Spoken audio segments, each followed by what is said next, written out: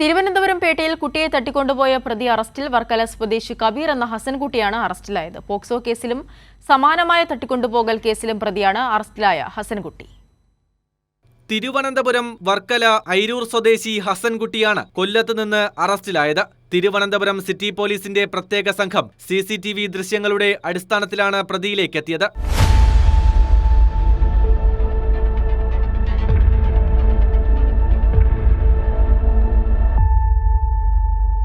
നൂറിൻ്റെ മുകളിലുള്ള CCTVs ഇവർ വളരെ ഡീറ്റെയിൽഡ് ആയിട്ട് പല റൂട്ട്സിലെ കണ്ടിട്ട് വീക്ഷിച്ച് അതിൻ്റെ ക്ലിപ്പിംഗ്സ് ഒക്കെ നോക്കിയിട്ടാണ് ഈ ഒരു പ്രതിയിലേക്ക് നമ്മൾ എത്തിയത് തന്നെ. ഇയാൾ കറങ്ങിയ സ്ഥലങ്ങൾ മൊത്തം മാപ്പ് ചെയ്ത് തമ്പാനൂർ റെയിൽവേ സ്റ്റേഷനും കൊല്ലം വരെ ഇവർ CCTVs ഫോളോ അപ്പ് ചെയ്ത് പോയിട്ടുണ്ടായിരുന്നു. ഇതല്ലാതെ ഒരുപാട് മറ്റ് ഇൻവെസ്റ്റിഗേറ്റീവ് ടെക്നിക്സ് കൂടെ നമ്മൾ ഉപയോഗിച്ചിട്ടുണ്ടായിരുന്നു.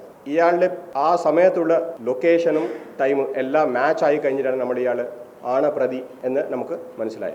മുൻപ് പോക്സോ കേസിലും കൊല്ലത്ത് നാടോടി സംഘത്തിലെ കുട്ടിയെ തട്ടിക്കൊണ്ടുപോകാൻ ശ്രമിച്ചതിലും മോഷണ കേസുകളിലും പ്രതിയാണ് ഹസൻകുട്ടി. ബേസിക്കലി ഇയാൾ പോക്സോ ഹാബിച്വൽ ഒഫൻഡർ ആണ്.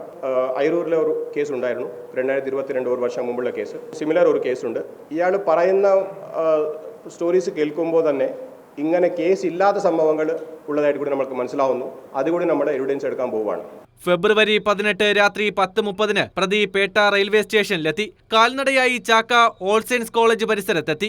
സമീപത്തെ കടയിൽ കരിക്ക് കുടിക്കവേ നാടോടി സംഘത്തെയും 2 വയസ്സുകാരിയെയും കണ്ടു. സ്ഥലം നിരീക്ഷിച്ച ശേഷം എല്ലാവരും ഉറങ്ങവേ ഉപദ്രവിക്കുക എന്ന ലക്ഷ്യത്തോടെ കുട്ടിയെ തട്ടിക്കൊണ്ടുപോയി. റെയിൽവേ ട്രാക്കിലേക്ക് എത്തിയപ്പോഴേക്കും കുട്ടി നിലവിളിക്കാൻ തുടങ്ങി.